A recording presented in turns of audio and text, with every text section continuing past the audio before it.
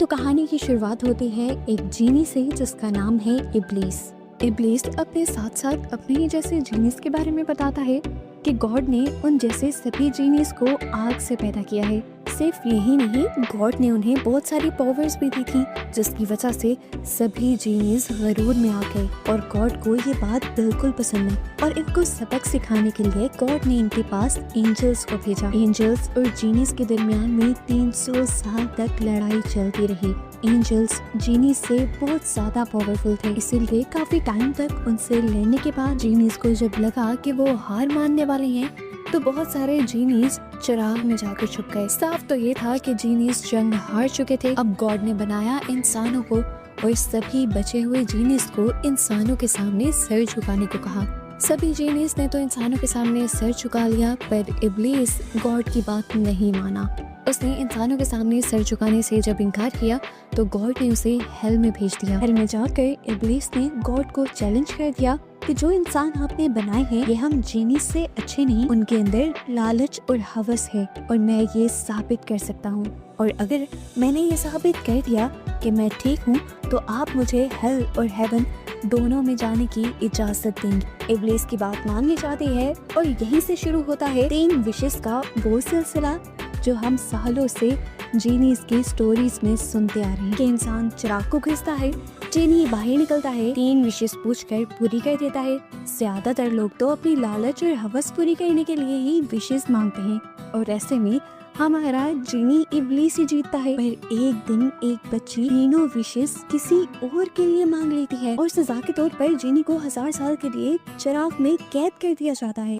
और अगर 1000 साल के अंदर अंदर कोई चिराग को ढूंढ कर घिस देता तो जीनी को उसकी विश भी पूरी करनी पड़ती और चिराग की कैद भी रीस्टार्ट हो जाती। जीनी को इसकी टेंशन नहीं थी, वो बस चाहता था कि किसी भी तरह से, लेकिन एक मर्तबा वो बाहर निकली। जिस लड़की ने उसे हराया था उसे ढूंढकर उससे लालची विशेष करवा कर वो बस अपने आप को साबित करना चाहता है कि इंसान लालची होते हैं। अब फाइनली हम अपनी मेन कैरेक्टर कायोंग को देखते हैं। वो रेस्टोरेंट में अपनी मॉम के साथ बैठी थी जिस मॉम ने कभी उसे पाला नहीं था। बचपन में ही कायोंग को उन्होंने अपनी मॉम के पास छोड़ दिया था और उसे पालने के लिए वो अपनी माँ के पास बहुत सारे पैसे भी भेजती थी। पर कायोंग की ग्रैंड माँ ने कभी उन पैसों को इस्तेमाल नहीं किया और वो सारे पैसे जमीन के नीचे डुबा दिया करती थी। कायोंग की मॉम कायोंग से कहती है, तुम यहाँ पर क्या कर रही हो? तुम्हारे पास इतना पैसा है, तुम्हें जॉब करने की क्या जरूरत है और तुम यहाँ तक कैसे पहुँची? वो अपनी सारी स्टोरी सुनाती है तो उसके बाद उसकी मॉम उसके हाथ पे लगे हुए कट को नोटिस कर लेती है। वो उससे पूछती है कि तुम्हें ये कट कैसे लगा?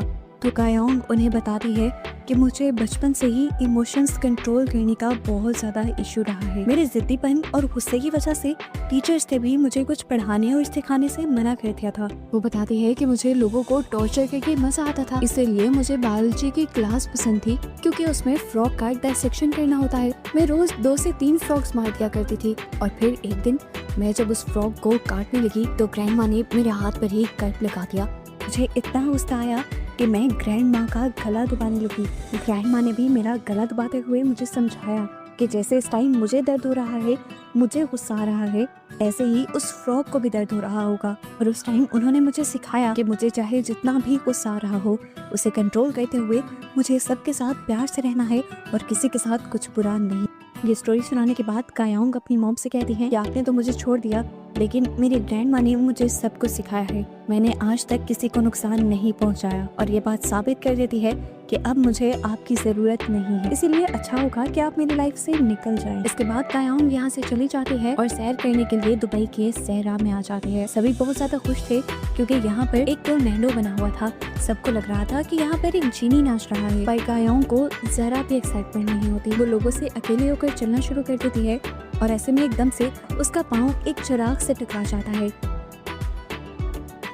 वो उसे उठाकर देखती है, हिलाती है और एकदम से उसके अंदर से जीनी निकल कर उसके सामने आ जाता है। उसे डरना चाहिए था, घबराना चाहिए था, लेकिन वो तो ऐसे खड़ी रही जैसे उसके साथ कुछ हुआ ही ना हो। ये जीनी इब्लीस ही था और कायोंग को देखकर वो समझ गया कि पिछले जन्म में वो कायोंग की ही वजह से इस चिराग में कैद हुआ था और आज उस बात को 963 साल गुजर गए थे। इब्लीस बहुत ज्यादा खुश था कि उसे कायोंग ने ही आजाद किया है और अब वो जल्द ही कायोंग से अपने किए का बदला लेकर अपने आप को सही साबित करके यहाँ से चला जाएगा हेवन में। कायोंग को उसकी बातों पे बिल्कुल इंटरेस्ट नहीं था। वो यहीं पर चिराग फेंकती है और यहाँ से चली जाती है और जब अपने होटल रूम में पहुँचती है तो उसका वेलकम बहुत सारे बाल कहते हैं।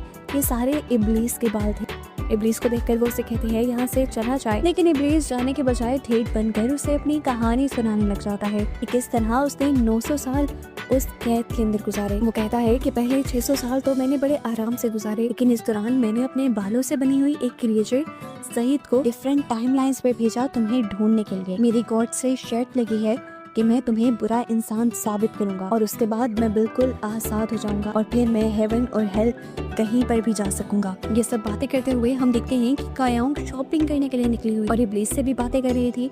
अब क्योंकि इब्लीस किसी और को नजर नहीं आ रहा था, इसीलिए सब लोग कायोंग को पागल समझ रहे थे। एक टाइम आता है कि कायोंग उसकी बातों से अक जाती है और वो उसके चिराग को जाकर समुद्र में फेंक देती है। पर जितनी भी मर्तबा उसने इस चिराग को अपने से दूर करने की कोशिश की थी, इब्लीस बार बार उसके सामने आ जाया करता था। आखिर वो उससे पूछ लेती है कि तुम चाहते क्या हो। इब्लीस कहता है कि तुम बस 3 विशेष मांगो और उसके बाद मैं आजाद हो जाऊंगा। अब कायोंग उससे सवाल करती है क्या तुम उड़ सकते हो। ये सुनते ही इब्लीस उसे अपनी करीब खींच लेता है और हवाओं में उड़ाते हुए एक टॉवर के ठीक ऊपर ले जाता है, जहाँ जाते ही कायोंग इब्लीस को धक्का दे देती है और उसकी इस हरकत से इब्लीस को इतना ज्यादा गुस्सा आ जाता है कि वो आकर उसका गला पकड़ लेता है। कायोंग मरते हुए भी हंस रही थी। वो बताती है कि मुझे मरने से बिल्कुल डर नहीं लगता, बल्कि मैं तो चाहती हूँ कि कोई मुझे मार ही दे। उस समय इब्लीस उसे यहाँ से नीचे फेंक देता है और वो गिरते हुए भी हंस ही रही होती है। इब्लीस देख लेता है कि ऐसे तो ये लड़की सीधी होगी नहीं, इसीलिए जमीन पर गिरने से ठीक पहले वो उसे बचा लेता है और उससे कहता है कि अगली मर्तबा तुमने ऐसी कोई हरकत की तो मैं तुम्हें छोड़कर दुनिया के सभी इंसानों को मार दूंगा। खैर अगले दिन कायोंग अपने घर वापस आ जाती है और सब उसे देखकर बहुत ज्यादा हैरान होते हैं, क्योंकि इस मर्तबा उसके साथ एक लड़का भी था। लड़का कौन था? ये इब्लीस ही था। वो भी हैरान हो गई कि इब्लीस इन सबको कैसे नजर आ रहा है। उसे गुस्सा आया और वो अपने गैराज के अंदर चली गई। वो इब्लीस को मारना चाहती थी, लेकिन उतनी ही टाइम में उसकी ग्रैंडमा आ गई उससे पूछने के लिए कि तुम किस लड़के के साथ आई हो। यहाँ पर वो ग्रैंडमा को इब्लीस के बारे में बताना चाहती थी, पर वो नोटिस कर लेती है कि अब इब्लीस तो ग्रैंडमा को नजर ही नहीं आ रहा। वो उसके साथ गेम खेल रहा है। वो जब चाहे किसी को अपने आप को दिखा सकता है और जब चाहे गायब कर सकता है। कायोंग का गुस्सा इतना ज्यादा बढ़ जाता है कि वो अपनी घड़ी कानों पे लगाकर सुनने लग जाती और पता चलता है कि ऐसा करने को भी उसकी ग्रैंडमा ने ही उसे कहा था। बचपन में जब उसे बहुत ज्यादा गुस्सा आता था तो ग्रैंडमा ने ही उसे गुस्से को कंट्रोल करने के लिए उसकी घड़ी के साउंड को सुनने को कहा था। फ्लैशबैक में दिखाया जाता है कि ग्रैंडमा ने उसके गुस्से को काफी अच्छे से कंट्रोल किया था, उसका बहुत ज्यादा ख्याल रखा था और उसे पढ़ाया लिखाया भी खुद ही था। प्रेजेंट सीन में हम देखते हैं कि इब्लीस ग्रैंडमा को दोबारा नजर आने लग जाता है। ग्रैंडमा उससे उसके पेरेंट्स के बारे में और उसकी पढ़ाई के बारे में सवाल करने लग जाती है। इन बातों का इब्लीस के पास कोई जवाब नहीं होता तो वो यहाँ से गायब हो जाता है। इब्लीस को अभी तक कायोंग की समझ नहीं आ रही थी। कोई भी आम इंसान इस वक्त तक सारे विशेष मांग लेता और उसने तो अभी तक रिस्पॉन्स भी नहीं किया था। वो सईद से कायोंग के बारे में सर्च करने को कहता है और उन्हें पता चलता है कि कायोंग साइकोपैथ है। इब्लीस को समझ नहीं आती साइकोपैथ क्या होते हैं, तो कायोंग उसे साइकोपैथ की कुछ तस्वीरें दिखाता है और ऐसे वो और भी ज्यादा डरने लग जाता है कायोंग से। यहाँ हमें दिखाया जाता है कि कायोंग भी अपनी फ्रेंड को इब्लीस के बारे में बता रही थी, लेकिन वो ये सच्चाई छुपा जाती है कि इब्लीस एक जिन है। इब्लीस के बारे में इतनी सारी बातें सुनने के बाद उसकी फ्रेंड उसे मशवरा देती है कि तुम उससे दूर ही रहना, पर इब्लीस उसका कहाँ पीछा छोड़ने वाला था। वो दोबारा उसकी वर्कशॉप के अंदर आ जाता है और कायोंग को आजमाने के लिए वो उसकी वर्कशॉप के अंदर आग लगा देता है। इस टाइम कायोंग को बहुत ज्यादा गुस्सा आ रहा था। वो अपने रूम से बाहर निकलकर इब्लीस को मारने लग जाती है और इब्लीस को समझ आ जाती है कि ये लड़की तो उसके बस से बाहर है। अब उसके गैराज में आग लगी देखकर सभी लोग यहाँ पर फायर फाइटर्स को बुला लेते हैं, लेकिन फायर फाइटर के आने से पहले ही यहाँ की सारी आग बुझ चुकी थी, क्योंकि ये आग इब्लीस की लगाई हुई थी और उसी ने बुझा दी थी। इसके बाद कायोंग अपनी फ्रेंड के साथ डिनर करने के लिए चली जाती है और इनकी बातों से हमें पता चलता है कि कायोंग की रूटीन बहुत ज्यादा फिक्स है। वो हर वेडनेसडे को यहाँ पर डिनर करती है और वो जो काम रूटीन में कर रही होती है उसे कभी नहीं छोड़ती। यहीं रेस्टोरेंट में इतनी ही देर में वाटर डिस्पेंसर से इब्लीस निकल कर उसे कहता है, सॉरी मैंने तुम्हारी वर्कशॉप में आग जो लगा दी थी, पर अब देखो मैंने तुम्हारी पूरी वर्कशॉप को ठीक कर दिया है। कायोंग उसे कोई जवाब नहीं देती, क्योंकि उसने नोटिस कर लिया था कि इस टाइम इब्लीस सिर्फ उसे ही नजर आ रहा है। रेस्टोरेंट से बाहर निकलकर वो इब्लीस को एक हेयर क्लिप लेकर देती है और कहती है कि जिस टाइम तुम सिर्फ मुझे ही नजर आ रहे होगे उस टाइम इस क्लिप को अपने सर पर लगा लेना, नहीं तो पहले की तरह मुझे लोग पागल समझेंगे। इब्लीस एक्साइटेड हो जाता है और कहता है क्या मैं ये मान लूं कि ये तुम्हारी पहली विश है? कायोंग कहती है बिल्कुल नहीं, मेरी पहली विश ये है कि मैं तुम्हें 5 लोगों के नाम दूंगी और तुम्हें साबित करना होगा कि उन 5 में से कम 3 इंसान लालची हैं, क्योंकि तुम तो साबित ये करने आए हो कि इंसान लालची हैं। लेकिन मेरी ग्रैंड माँ कहती हैं कि इंसान बहुत अच्छे और नेक दिल होते हैं। उसने फिर उन 5 लोगों के नाम बता भी दिए थे जो उसी के इर्द गिर्द उसके बहुत करीब रहा करते थे। इब्लीस इस विश को लेकर बहुत ज्यादा परेशान था कि अगर वो साबित ना कर पाया कि इंसान लालची हैं तो फिर क्या होगा, गॉड के सामने भी हार जाएगा, क्योंकि लड़की भी उससे बाकी विशेष नहीं मांगेगी। वो कायोंग के बारे में और जानने के लिए उसके पूरे पास्ट में जाता है और उससे पता चलता है कि कायोंग बहुत ही ज्यादा नरम दिल है। इसके बाद वो प्रेजेंट में दोबारा कायोंग के पास आता है और उससे कहता है कि जिन लोगों को तुमने जज करने का काम दिया है, अगर उनके दिल में हुआ कि उन्हें कोई विश नहीं मांगनी तो मैं उन्हें नजर नहीं आ सकूंगा। इसके बाद वो कायोंग को लेकर एक बहुत बड़ी बिल्डिंग के पास आ जाता है। कायोंग पूछते हैं यहाँ क्या करने आए हैं हम? तो इब्लीस कहता है कि यहाँ से हम एक ऐसा पेन लेने के लिए आए हैं जो हमेशा सच ही लिखता है। उनकी बातों के दौरान ही यहाँ पर आ जाता है इजराइल और इब्लीस कायोंग को कहता है मैं तुम्हें नीचे गिराने लगा हूँ और जब ये तुम्हें बचाने के लिए आए तो तुम इसका एक पंख तोड़ लेना। इब्लीस के कायोंग को नीचे गिराते ही इजराइल उसे बचाने के लिए खुद भी कूद जाता है और अपने पंखों के जरिए उड़ते हुए उसे बचा भी लेता है और सेफ्टी से नीचे भी ले आता है। कायोंग उसे बातों में लगाकर उसका एक पंख तोड़ लेती है और यहाँ से चली जाती है, जिसके बाद इब्लीस अब इजराइल के सामने आ जाता है। इजराइल उससे पूछता है तुम कैसे बचकर आ गए भाई? देख लेना एक दिन तुम्हारी ये गर्दन भी मैं काट डालूंगा। उसकी बात के जवाब में इब्लीस उसे कुछ नहीं कहता बल्कि उसकी पूरी बिल्डिंग ही तोड़ देता है, जिससे इजराइल को बहुत ज्यादा गुस्सा आ जाता है।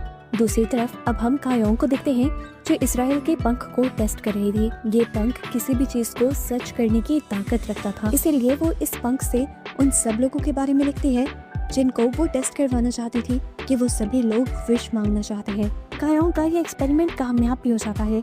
उसने पहली लड़की यांग के बारे में ये लिखा था कि उनके दिल में कोई विश आ जाए। हम देखते हैं कि यांग को सुपरमार्केट में उनकी मैनेजर डांट रही थी और वो जब उनके कहने पर सामान लेने के लिए स्टोर रूम में जाती है तो उसके दिल में भी विश आती है कि काश वो ही यहाँ की मैनेजर होती और सामान निकालते हुए उसके हाथ में लग जाता है वो लैंप, जिसे खींचने पर जीनी यानी इब्लीस उसके सामने आ जाता है और उससे पूछता है कि तुम्हें क्या चाहिए। यांग फौरन से बोल देती है कि मुझे यहाँ का मैनेजर बनना है। जीनी चुटकी बजाते ही उसकी ये विश पूरी कर देता है और वो यहाँ की मैनेजर बन जाती है और उसके सभी एम्प्लॉयज उसे मैनेजर बना देखकर बहुत ज्यादा हैरान हो जाते हैं।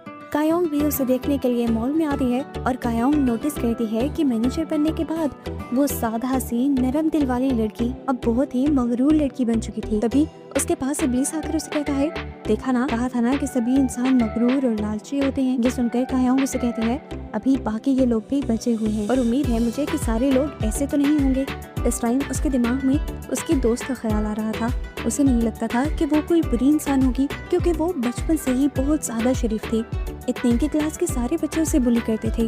कायोंग को बिल्कुल अच्छा नहीं लगता था, इसीलिए कायोंग ने एक दिन अपनी दोस्त मिंजी का साथ देने का डिसाइड किया। जो लड़कियां मिंजी को तंग करती थी, कायोंग ने उनके सामने वॉशरूम में जाकर कैरोसिन डाल दिया और लाइटर जलाकर उन्हें धमकी देने लगी कि आइंदा के बाद अगर किसी ने मिंजी को तंग करने की कोशिश की तो वो उन सबको जला देगी। और उस दिन के बाद से वो जबरदस्ती मिंजी को अपना दोस्त बना लेती है ताकि वो उसका ख्याल रख सके। अब दोबारा हम इजराइल को देखते हैं जो बहुत ज्यादा गुस्से में था इब्लीस की हरकत की वजह से। यहाँ पर उसकी असिस्टेंट इरम आ जाती है जो उससे पूछती है कि अब इब्लीस का क्या होगा। तो वो इरम को बताता है कि कायोंग ने उससे काफी अजीब शर्त रखी है, हो सकता है कि वो उसकी शर्त पूरी न कर पाए और हार जाए। इधर इब्लीस कायोंग के बारे में और ज्यादा इन्फॉर्मेशन निकालने लग जाता है और उसे पता चल जाता है कि वो बहुत ही ज्यादा पंक्चुअल है। महीने के एक दिन वो स्कूबा डाइविंग, एक दिन हाइकिंग, एक दिन स्विमिंग, वो सारे ही काम एक साथ मैनेज करती है। वो अपनी वर्कशॉप के साथ साथ एक दूसरी वर्कशॉप में भी काम करती है जहाँ पर वो अपनी और अपनी ग्रैंड माँ के लिए कॉफिन्स बना रही है। इतनी देर में इब्लीस आकर उससे पूछता है कि तुम्हें सबसे ज्यादा डर किस चीज से लगता है। तो वो बताती है कि मुझे सबसे ज्यादा इस चीज से डर लगता है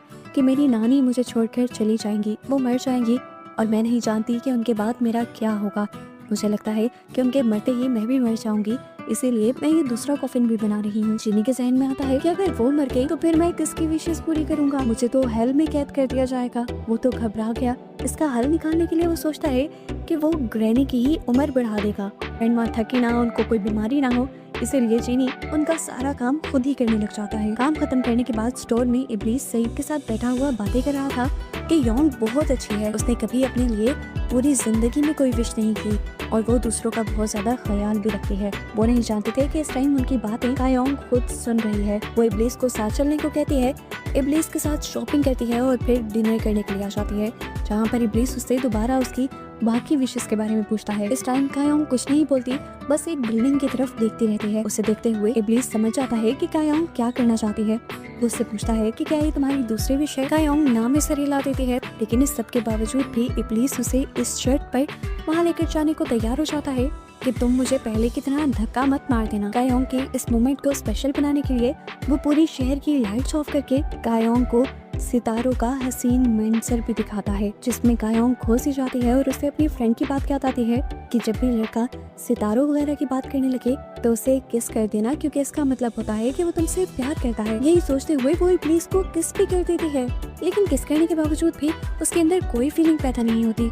और अब जब जीनी उसे किस करता है तब उसे गुस्से के अलावा पहली मर्तबा किसी दूसरी फीलिंग का भी एहसास होता है। इस सब के बाद ये सब लोग घर आ जाते हैं और कायोंग घर आने के बाद उस टॉवर के सीसीटीवी को हैक करके अपनी और जीनी की किस करने वाली वीडियोस को सेव कर लेती है, ताकि वो बाद में जीनी को ब्लैकमेल कर सके। असल में बात ये थी कि कायोंग ने पूरी जिंदगी में पहली मर्तबा गुस्से के अलावा कोई और इमोशन फील किया था। उसे बहुत अच्छा लग रहा था, इसीलिए वो बार बार जीनी को यानी इब्लीस को किस करना चाह रही थी। और इस चक्कर में बेचारा इब्लीस पता नहीं कहाँ कहाँ उससे छुपता पिटा है, यहाँ तक कि उसी के बनाए कॉफिन में भी छुप जाता है। कायोंग जब उसे वहाँ पर भी ढूंढ लेती है तो इब्लीस उसे कहता है कि मैं तुम्हें बार बार किस नहीं कर सकता, रूल्स के खिलाफ है। तुम्हें किस करने के लिए मेरे पास शराब का और बारिश का होना जरूरी है। अब कायोंग उसकी बात सुनकर फाइनली उसकी जान छोड़कर चली जाती है, लेकिन अब इब्लीस परेशान था क्योंकि कायोंग बहुत ज्यादा उसके पीछे पड़ी हुई थी। सईद जब ये बातें सुनता है तो बहुत ज्यादा हंसता है और इब्लीस के दांतों का भी मजाक उड़ाता है जो उसने 1000 साल से साफ नहीं किए थे। ये जानकर तो इब्लीस को खुद भी अपने आप से घिनाने लग जाती है और वो मिंजे के पास यानी कायोंग की दोस्त के पास ही दांत साफ करवाने के लिए चला जाता है। अब वो दांत तो साफ करवा देता है, लेकिन बाद में उसकी जेब से पैसे ही नहीं निकलते। मिंजी तो उसे क्लिनिक से बाहर जाने ही नहीं देती और फिर जब इब्लीस उसके सामने कायोंग का नाम लेता है तो वो उसे पकड़कर कायोंग के पास ही ले आती है और कायोंग को वार्न करती है कि आइंदा कभी इस लड़के से बात मत करना, तुम इसके पास तो बिल्कुल पैसे नहीं है। कायोंग मिंजी को कहते हैं और उसके बाद मिंजी यहाँ से चली जाती है। इसके बाद हम इब्लीस को ग्रैंड माँ के साथ मार्केट में देखते हैं। वो हर टाइम ग्रैंड माँ की रखवाली करता था। अब बाजार में उसका कोई क्लिप चुरा लेता है जो उसे कायोंग ने दिया था। उसे ये क्लिप फौरन ढूंढना था। वो जब चोर का पीछा करता है तो वहीं पर चोर से लड़ने के लिए एक और गैंग आ जाता है। इब्लीस बिल्कुल नहीं डरता, बल्कि अपना हेयर क्लिप उसे वापस लेते हुए उन सभी लोगों के वेपन्स को फ्लैश में बदल देता है। दूसरी तरफ हम देखते हैं कि कायोंग से मिलने के लिए आज इजराइल आया था। वो अपनी सच्चाई कायोंग को बता देता है कि मैं एक एंजल हूँ और मेरी ड्यूटी है कि मुझे इब्लीस का सर काटना है। जिस दिन भी वो किसी इंसान के सामने सर झुकाएगा मैं उसका सर काट दूंगा। तुम्हें बस इतना बताने के लिए आया हूँ कि तुमने अपनी बाकी दोनों विशेस भी नेकी के लिए मांगनी है ताकि वो इंसानों के सामने हार जाए। उसकी बातें सुनकर कायोंग उसे गुस्से में यहाँ से भाग जाने को कह देते हैं। यहाँ दूसरी तरफ हम देखते हैं कि मिंजी इब्लीस को लेकर डिनर पर गई थी। असल में वो इब्लीस को धमकाना चाहती थी कि मेरी दोस्त से दूर रहो, जो भी मेरी दोस्त को नुकसान पहुंचाने की कोशिश करेगा मैं उसका बुरा हाल कर दूंगी। इस टाइम मिंजी बहुत ज्यादा नशे में थी और इब्लीस उसकी बातें सुनकर हंस रहा था। बाहर खड़ी हुई कायोंग को ये सब देखकर काफी अजीब लगता है। वो तो कुछ का कुछ ही सोचने लग जाती है और जब वो देखती है कि उसकी दोस्त यहीं पर नशे में धुत होकर गिर गई है तो वो अब उसे उठाकर उसके घर भी लेकर जाते हैं। रेस्टोरेंट में पीछे बच जाता है इब्लीस, जिसे यहाँ की मैनेजर पैसे की वजह से पकड़ लेती है। पैसे तो इब्लीस के पास थे नहीं, तो मैनेजर उसे पुलिस में अरेस्ट करवा देती है और यहाँ से भी कायोंग ही उसे रिलीज करवाती है। जेल से बाहर निकलती ही कायोंग उससे सवाल करते हैं कि तुमने इजराइल को कॉल क्यों नहीं की, वो तो तुम्हारा भाई है, वो तुम्हारी मदद करने के लिए आ जाता। तो अब इब्लीस उसे सारा सच बता देता है, अपना पास्ट बता देता है कि किस तरह गॉड ने जीनीस का गुरूर तोड़ने के लिए इन एंजल्स को उनके साथ लड़ने के लिए भेजा था। वो बताता है कि इजराइल मेरा भाई नहीं बल्कि मेरा दुश्मन है। वो कहता है मेरे अपने भाई का तो मुझे बिल्कुल भी नहीं पता वो कहाँ है। वो अपनी ख्वाबों की दुनिया में रहता है। या तो वो इस टाइम कहीं पर बारिश करवा रहा होगा या फिर कहीं पर बाहर का मौसम लाकर फूल खिलवा रहा होगा। ये सुनकर कायोंग उसे फौरन ऑर्डर देती है कि तुम अपने भाई को ढूंढ लो। इब्लीस समझ गया कि वो उसे ऐसा क्यों कह रही थी, क्योंकि उसका भाई बारिश करवाता था और बारिश में कायोंग को उसे किस कहनी थी। ये सोचकर ही इब्लीस वहाँ से भाग जाता है। जबकि दूसरी तरफ हमें दोबारा यांग को दिखाया जाता है। मॉल में वो दिखती है कि उसके एम्प्लॉय उसकी बात नहीं सुन रहे, क्योंकि वो अभी अभी उनके ऊपर बॉस बनी थी। उसे दोबारा याद आता है उसी विश के बारे में और वो सोचती है कि काश क्यों ना वो ऐसी विश मांग ले जिससे वो एक पुरानी मैनेजर बन जाए और सारे उसकी बात माने। अब इब्लीस को बुलाकर वो विश मांग लेती है और इब्लीस उसे 20 साल पास्ट में ले जाकर मैनेजर बना देता है। पास्ट में ही अब उसे यांग भी नजर आ जाती है। वो उससे बात करने के लिए बैठता है तो गुस्से से भरी यांग उसे पत्थर मार देती है, क्योंकि ग्रैंडमा ने उसे किसी से भी बात करने से मना किया था। प्रेजेंट में हमने देखा था कि योंग को उस चीज का वीएन आया था जैसे उसने बचपन में इब्लीस को पत्थर मारा था। ये कह लें कि पास्ट में होने वाले इस नए काम ने इस टाइम कायोंग के दिमाग में एक मेमोरी बनाई थी। थोड़ी देर में अब बारिश शुरू हो जाती है और कायोंग फौरन से बहुत सारी अल्कोहल ढूंढकर इब्लीस को ढूंढने के लिए निकल जाती है, क्योंकि अब रूल्स पूरे थे और उसे इब्लीस को किस करनी थी। इब्लीस भी जानता था, इसीलिए वो छुपा रहा और बारिश खत्म होने के बाद उसके सामने आया। इसी टाइम पर हम दुनिया में दोबारा इजराइल को देखते हैं, जो एक हैंडसम इंसान की शक्ल में आया था। सारे उसे देख कर बहुत ज्यादा हैरान हो रहे थे, लेकिन सारे फिर उसे अजीब नजरों से देखने लगे, क्योंकि वो यहाँ पर अजीब हरकतें करने लगा था। उसे यहाँ के दरवाजे नहीं खोलने आते थे, चीजें नहीं समझ आ रही थी। दूसरी तरफ हम कायोंग को देखते हैं, जो अपने घर में सफाई कर रही थी, तो उसे वो बुक नजर आ जाती है जिसके ऊपर उसने इजराइल के पंख से कुछ बातें लिखी थी। उसे पता चलता है कि ये बातें तो कोई भी पढ़ सकता है। तो वो अब इब्लीस को बुलाकर पूछती है कि मैं ये बुक कहाँ पर छुपाऊं कि कोई भी इसे देख न सके। इब्लीस उसे ये बुक चिराग में छुपाने का आइडिया देता है। तो कायोंग उसे सवाल करती है कि चिराग में कौन कौन आ जा सकता है। इब्लीस जवाब देता है, इंसान तो नहीं आ सकते, मैं जा सकता हूँ, मेरा असिस्टेंट सईद जा सकता है, इजराइल जा सकता है और उसकी असिस्टेंट इरम भी जा सकती है। वो इब्लीस से पूछती है, फिर मैं कैसे चिराग के अंदर जाऊंगी। उसके ये कहते ही इब्लीस उसे एक चुटकी में ही चिराग के अंदर ले जाता है। वो लोग यहाँ पर उस बुक को छुपाने बैठ जाते हैं और यहाँ असली दुनिया के अंदर चिराग लग जाता है ग्रैंडमा के हाथ, जो उस चिराग को देखकर उठाकर फेंक देती हैं। चिराग के अंदर ज़लज़ला आ जाता है और इस तरह इब्लीस योंग के ऊपर गिर जाता है और यहाँ पर एक रोमांटिक मोमेंट बन जाता है। इसी टाइम इन्हें पता चलता है कि बाहर बारिश होने लगी है। आज तो इब्लीस भी कायोंग को किस करना चाहता था, इसीलिए वो फौरन शराब लेने के लिए जाता है। लेकिन इससे पहले कि ये लोग शराब ला पाते, इन्हें ग्रैंडमा के रोने की आवाज़ आती है। पता चलता है कि उनके एक नेबर मर गए थे और ग्रैंडमा उनके मरने से बहुत ज़्यादा परेशान हो गई थी, क्योंकि उन दोनों की उम्र एक जितनी थी और ग्रैंडमा को डर था कि अब वो भी मर जाएंगी। उन्हें अपने मरने से ज़्यादा कायोंग की टेंशन थी कि वो उनके मरने के बाद किस तरह हर चीज़ को मैनेज करेगी। इस सारी सिचुएशन के सामने आते ही कायोंग ने एक बड़ा फैसला कर लिया था अपनी दूसरी विश मांगने का। वो इब्लीस से एक दूसरी विश मांग लेती है कि तुम मेरी नानी को एक जवान लड़की बना दो और उनकी उम्र को बढ़ा दो। लेकिन वो नहीं चाहती थी कि किसी को ये बात पता चले, इसलिए वो ग्रैंडमा को यहाँ से पहले ले जाना चाहती थी। वो ग्रैंडमा को पैकिंग करने के लिए कहती है और लंबे ट्रिप का बताती है। ग्रैंडमा भी एक्साइटेड होकर अपनी सारी दोस्तों को ट्रिप के बारे में बता देती है। खैर अब रात की रात में सारा मैजिक हो जाता है और सुबह जब ग्रैंडमा उठती हैं तो कायोंग तो उन्हें देखकर शॉक रह गई थी। वो कहते हैं, अरे आप तो जवानी में बहुत ही खूबसूरत थी। ग्रैंडमा कहती हैं, बस करो, अब ये उम्र है मेरे साथ मजाक करने की। उन्हें तो कोई बात समझ ही नहीं आ रही थी। आगे जाकर जब उन्होंने अपने आप को शीशे में देखा 10 मरतबा तो वो पहचान नहीं पाई अपने आप को। कितनी ही बार वो बेहोश हो गई। कई मरतबा उन्हें ये भी लगा कि ये सब उनका सपना है। बहुत मुश्किल से कायोंग ने उन्हें यकीन दिलवाया कि वो सच में जवान हो गई हैं। ग्रैंडमा से कह रही हैं, ऐसा कैसे हो सकता है, ये सब पॉसिबल नहीं, और अगर पॉसिबल हो भी गया तो कैसे हुआ। कायोंग कहती है उसी बुक से जिसके अंदर आपने काफी सारी चीजें पढ़ ली थी मेरी।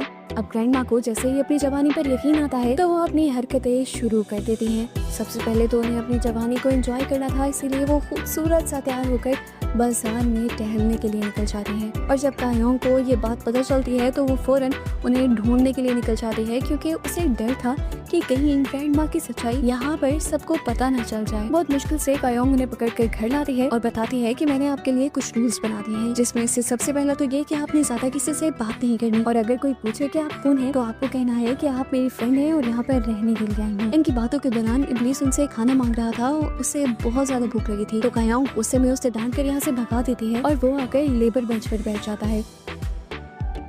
थोड़ी देर बाद यहाँ पर एक किसान आकर इन सबको खेत में काम करने के लिए ले जाता है और इब्लीस वहाँ जाकर देखता है कि ये काम तो बहुत ज्यादा आसान है।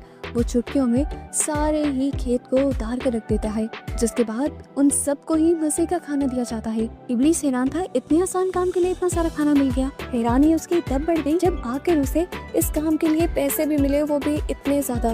वो तो अब खुशी से पागल हो रहा था। अब सीन कट होकर हमें दिखाया जाता है कायोंग के उस नेबर को जिसके बारे में कायोंग ने जानने की विश की थी। वो रास्ते में था कि तभी उसकी गाड़ी हिरन से टकरा जाती है और हिरन जख्मी हो जाती है। पैनिक होकर वो बाहर निकलता है। उसे समझ नहीं आ रही थी कि वो क्या करे।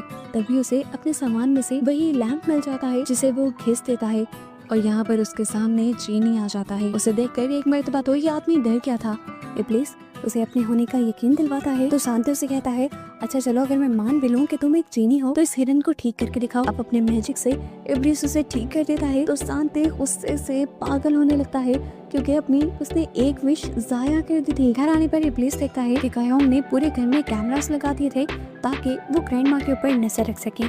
जबकि ग्रैंड माँ तो बाहर गार्डन के अंदर जमीन खोदकर पैसे ढूंढने की कोशिश कर रही थी जो वो कायोंग के बचपन से ही जमीन के नीचे दफन करती आ रही थी। कायोंग उन्हें आकर बताती है, आपको वो पैसे नहीं मिलेंगे क्योंकि मैंने पहले ही वो पैसे निकाल कर स्टॉक मार्केट में इन्वेस्ट कर दिए हैं। दूसरी तरफ अब हमें दूसरी लड़की दिखाई जाती है जिसके बारे में जानने के लिए कायोंग ने विश की थी। उसका बॉस उसे डांट रहा था और वो रोने लग गई थी। वो विश करती है कि काश कायोंग जितने पैसे उसके पास भी होते और तभी उसके बर्तनों के अंदर वो लैंप आ जाता है जिसे वो धोने के लिए जब खींचती है तो सामने आ जाता है उसके इब्लीस जो उससे विश मांगने को कहता है और वो यहाँ पर विश मांग देती है कि कायोंग के सारे पैसे उसके अकाउंट में आ जाएं। जीनी उसकी विश पूरी भी कर देता है और आकर कायोंग को उसकी हकीकत बताता है। कायोंग भी इस टाइम उदास हो गई थी क्योंकि वो एक्सपेक्ट नहीं कर रही थी कि वो लड़की भी ऐसी हो सकती थी। फिर वो यहाँ पर इब्लीस के दिए हुए टाइम ग्लास को हाथ लगाती है ये जानने के लिए कि पिछले जन्म में वो किस तरह से पैदा हुई थी। अपना पिछला रूप देखकर वो अपना वही वाला रूप बनाने लग जाती है और इस टाइम पर यहाँ पर इजराइल आ जाता है। उसे कहता है कि मैं तुम्हें दिखा सकता हूँ कि पिछले जन्म में तुम कैसी थी और कैसे मरी। कायोंग को तो फजूली उसके ऊपर गुस्सा आ गया था। वो यहाँ पर एक टूल उठाकर इतनी जोर से उसके मुंह पर मारती है कि इजराइल को यहाँ से जाना पड़ता है। जबकि दूसरी तरफ अब कायोंग के ही नेबर्स में एक औरत की डेड बॉडी पुलिस को मिली थी। उसकी इन्वेस्टिगेशन स्टार्ट हो जाती है और यहाँ पर सब लोग कायोंग के खिलाफ पुलिस स्टेशन में रिपोर्ट कर देते हैं कि वही है जिसने अपनी ग्रैंड माँ को मार दिया है क्योंकि उसकी ग्रैंड माँ काफी दिन से किसी को दिख भी नहीं रही है और ना ही कोई उनका फोन रिसीव कर रहा है। इससे पहले कि सारे आकर कायोंग को पकड़ लेते, इब्लीस उसे बचाने के लिए उसकी ग्रैंड माँ का रूप लेते हुए अपने सारे दोस्तों को कॉल करके ये यकीन दिलवाता है कि उसकी ग्रैंड माँ बिल्कुल सेफ है। सभी लोग यहाँ से चले जाते हैं और इब्लीस कायोंग का मजाक उड़ाने के लिए आ जाता है और कहता है, तुमने तो ये विश बहुत सोच समझ के मांगी थी ना, फिर क्या हुआ तुम्हारा, हंस गई ना तुम। ये सुनकर गुस्से में कायोंग उसे कहती है, हाँ मुझे एक शैतान से अपने लिए कुछ मांगना ही नहीं चाहिए था। और ये सुनकर इब्लीस भी उदास हो जाता है। यहाँ हम देखते हैं वो लड़की जिसने कायोंग के पैसे अपने अकाउंट में मंगवाए थे उसके अकाउंट में सिर्फ 10 मिलियन लौन आए थे। ये पैसे तो बहुत कम थे, इसलिए वो दोबारा इब्लीस को बुलाती है और एक और विश मांगती है कि कायोंग की अकाउंट की लिमिट खत्म हो जाए और उसके अकाउंट में जितने भी पैसे हैं तो सारे ही उसके अकाउंट में ट्रांसफर हो जाएं। सारे पैसे अपने अकाउंट में आने के बाद वो लड़की बहुत ज्यादा खुश होती है और कायोंग जैसा ही ब्रांडेड हैंडबैग सबसे पहले लेती है। इस टाइम हम देखते हैं कि कायोंग अपने घर पर चिराग के नीचे लिखी हुई अरबिक कोड ट्रांसलेट कर रही थी और इससे उसे पता चलता है कि ये चिराग इब्लीस के कैद होने के बाद बनाया गया है। कायोंग के पास इजराइल आता है और उसे वो उसके पास्ट में ले जाता है ये दिखाने के लिए कि पास्ट में उसकी मौत कैसे हुई थी। पास्ट के सीन में हम इजराइल और इब्लीस को एक सेहरा में बैठा हुआ देखते हैं जिस सेहरा से बहुत से लोग काफ़ी सारे बच्चों को एक गांव से किडनैप करके दूसरे गांव में लेकर जा रहे थे उनसे काम वगैरह करवाने के लिए और रास्ते में ही उन सभी बच्चों के ऊपर काफ़ी सारे भेड़िए हमला कर देते हैं। ये पूरा गैंग अपने आप को बचाने के लिए एक बच्चे को उन भेड़ियों का चारा बना देते हैं और अपना सफ़र कंटिन्यू कर देते हैं। अब इन्हीं सारे बच्चों के अंदर कायोंग भी थी। चलते चलते जिसका पाँव सेहरा में मौजूद चिराग से टकरा जाता है और वो वहीं पर गिर जाती है। पाँव टकराने की वजह से चिराग के अंदर से इब्लीस निकल कर उसके सामने आता है और वो इब्लीस से पहली विश उस बच्चे को बचाने की मांगती है और साथ ही ये भी कहती है कि उस बच्चे की लाइफ को बहुत ज़्यादा बढ़ा दिया जाए। इब्लीस उसकी पहली विश पूरी कर देता है और फिर उससे पूछता है कि तुम्हारी दूसरी विश क्या है। वो बच्ची यानी कायोंग दूसरी विश मांगती है कि हमारे गांव के सारे किडनैप हुए बच्चों को आज़ाद करके उनके घर पहुंचा दिया जाए। इब्लीस उसकी विश को पूरा करते हुए उसके बाद उस पूरे रास्ते को ही मिटा देता है जहां से वो किडनैपर्स उनके गांव में जाया करते थे बच्चों को किडनैप करने के लिए। अब इब्लीस के ऐसा करते ही वो सारे किडनैपर्स रास्ते में ही मारे जाते हैं और अब इसराइल आकर कायोंग को दिखाता है कि उसकी विश की वजह से कितने सारे और लोगों की भी जान चली गई है। बेचारी कायोंग का दिल और भी ज्यादा दुख जाता है और वो कहती है कि ये सब तो मैंने नहीं मांगा था। इसीलिए वो अपनी तीसरी विश ये मांगती है कि उसके इस किए की सजा उसे और इब्लीस दोनों को मिलनी चाहिए। उसकी इस विश की वजह से वो खुद यहाँ पर मर जाती है और इब्लीस को 1000 साल के लिए चिराग में कैद कर दिया जाता है। हम देखते हैं कि बड़ी कायोंग ये सब कुछ देख रही थी। उसने इब्लीस को भी गौर से देखा था। इब्लीस के अंदर कैद में जाने का गुस्सा नहीं था बल्कि किसी चीज का दुख था। वो जानना चाहती थी कि आखिर इब्लीस को उस टाइम पर दुख किस चीज का हुआ था। ये सारा नजारा देखने के बाद अब कायोंग गुस्से में इसराइल को पंच कर देती है और कहती है कि उस टाइम मैं वहाँ पर मर रही थी और तुम बैठकर बस नजारे देख रहे थे। प्रेसिडेंट ने अब कायोंग इब्लीस को अपने ऑफिस में बुलाती है और उससे पूछती है क्या तुम्हारी पास्ट में कोई गर्लफ्रेंड रही है। इब्लीस करते हुए कहता है हाँ रही है ना। अब कायोंग उससे पूछते हैं क्या तुमने उससे किस भी की थी। इसकी बात सुनते ही इब्लीस यहाँ से गायब हो जाता है क्योंकि उसे डर था कि कहीं कायोंग उसे इस टाइम पर किस ना कर दे। इधर यंग अपने काम पर लेट पहुंचते हैं तो बॉस उसे जॉब से निकाल देते हैं। दूसरी तरफ वो तीसरा बंदा एक यूट्यूबर जिसके बारे में कायांग को जानना था उसके भी मोबाइल में चिराग बना हुआ आता है। वो नशे में था इसलिए पहले तो उसे यकीन नहीं आया। चिराग पर लिखा हुआ था मेक अ विश और वो नशे में विश भी कर देता है कि मुझे एक ऐसा कंटेंट मिल जाए जिससे मेरा चैनल हिट हो जाए। जीनी इसकी विश पूरी करता है और उसे लाइव स्ट्रीम के साथ जंगल में पहुंचा